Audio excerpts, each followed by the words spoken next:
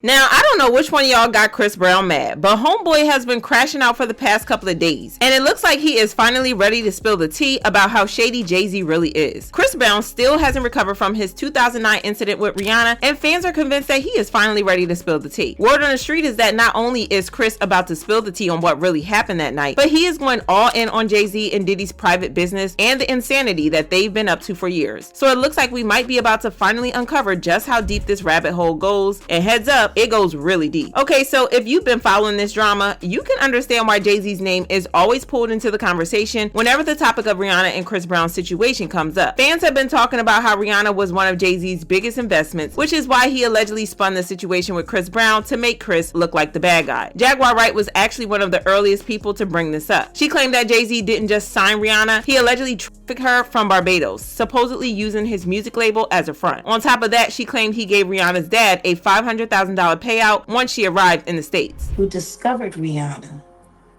at 3 a.m. in the morning in a hotel room on the island where she comes from with no parental supervision. And then she was put on a private plane, a minor, from one country to another without parental supervision.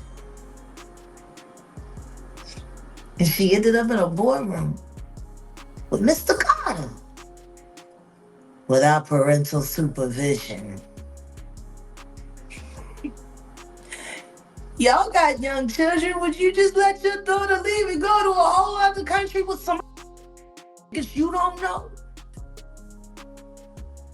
Absolutely not. Doing talent shows at 3 a.m.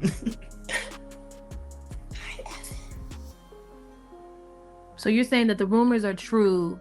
There are rumors circulating that Rihanna was actually here. Are you saying that Starting to that's... sound that way, don't it? Because her daddy ain't show up till 24 hours later to pick up a $500,000 check for his daughter's ass.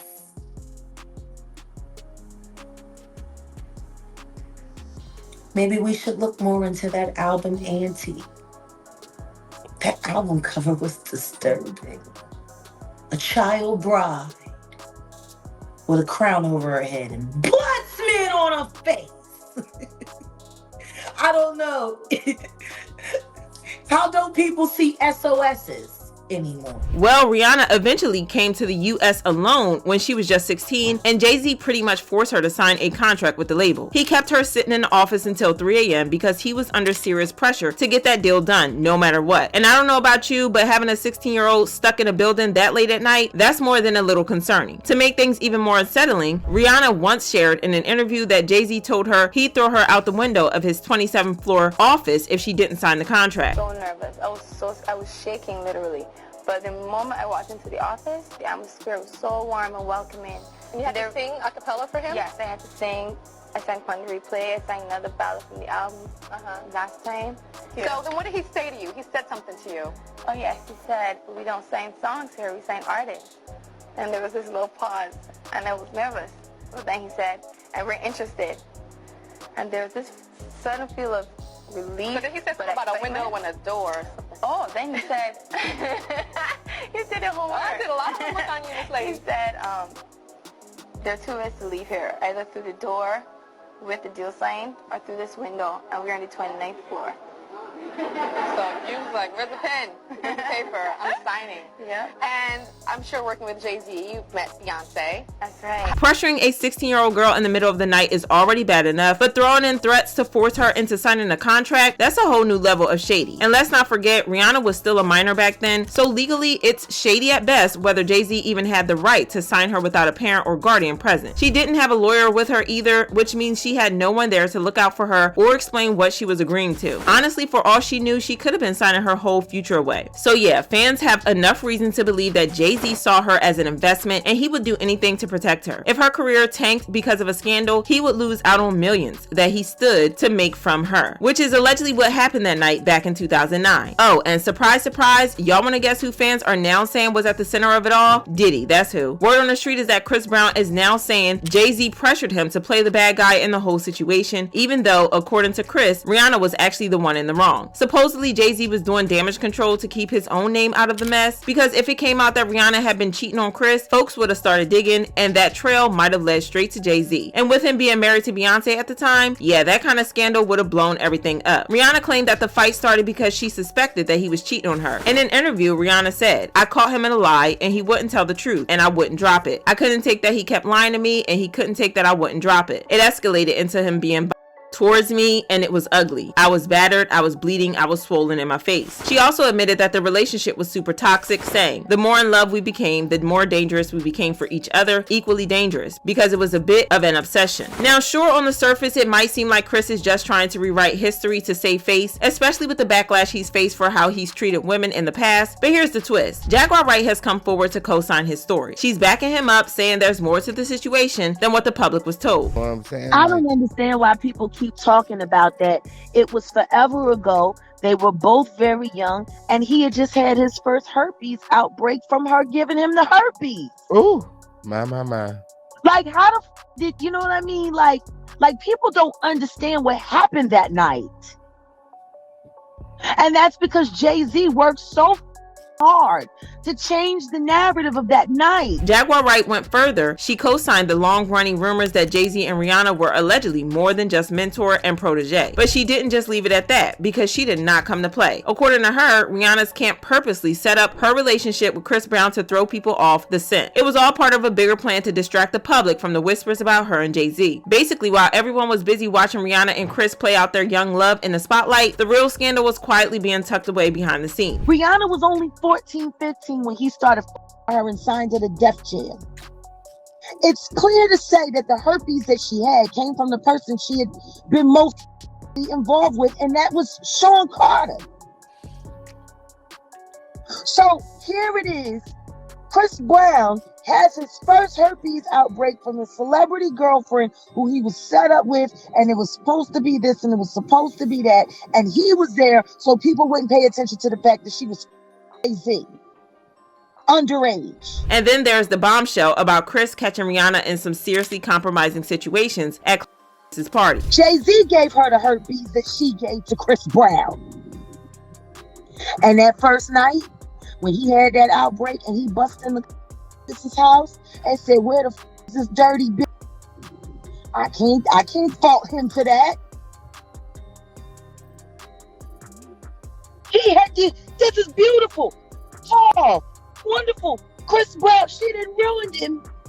She ruined him at 19 years old.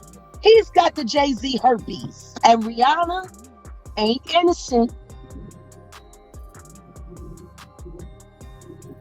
Because she was in there giving that nigga in the coat closet when Chris Brown came in. He said, always something. Well, fans are now putting two and two together, and y'all want to guess who fans are saying threw the party in the first place? Diddy. That's who. Yeah, this isn't surprising because that sort of party sounds exactly like what Diddy would throw. According to Jaguar Wright, the party was quite freaky deaky, with people giving the gawk 3000 and passing herpes around like it was a party favor. Is it me, or does it sound exactly like Diddy's freak offs? And when you consider Diddy's very close relationship with Jay Z, it's not all that wild to connect the dots. I mean, Diddy himself even said that Jay Z is the only one who can call him by his real name, Sean. There's only one person. Oh, go on. And I call him Sean. That's Jay Z. We call each other Sean. Okay. Yeah. Nobody else could call me Sean. He's the only person who's Sean approved. There's not a single person that outside should be, of family. That should be outside of my mother. Okay, just that should be calling me. Yeah, they should be calling me Sean. So yeah, it goes without saying that these two are thicker than thieves, which is why fans are convinced that Diddy was in on the alleged plot to allegedly ruin Chris's career to protect Jay-Z's investment in Rihanna. Oh, and you know how Diddy is currently facing charges of trafficking? Well, isn't it interesting that Jay-Z was also investigated by the feds for the same thing? Like they say, birds of a feather flock together, and these two were certainly flocking hard. Remember when Rihanna's publicist came out to claim that he was the one who spread the fake news about Rihanna and Jay-Z's affair, claiming that he did it as a way to push Rihanna's career? He said, "The PR stunt that I did was out of desperation to help break Pond to replay. It was reckless and I didn't think it was going to work. I was just throwing spaghetti at the wall to see what would stick. I didn't think it would be this big story. But now knowing that people are profiting from speculations and opinions about her really turns my stomach. I'm ashamed that I'm even talking about this. I just want to put this rumor to rest once and for all." Interestingly, the publicist has since come out to admit that he had lied to take the heat off Rihanna. Even more, he he claimed that the feds had been investigating Jay Z for allegedly passing out young women in the industry, if you know what I mean. He said, "One day, unmarked law enforcement cars stopped me. These intimidating individuals introduced themselves as a federal task force and they requested to speak to me. So I followed them to talk and I was in a complete state of panic. As I sat in the desolate makeshift interrogation room, the gravity of the situation became clear to me." He continued, "They mentioned that they have been keeping a close watch on Jay Z since he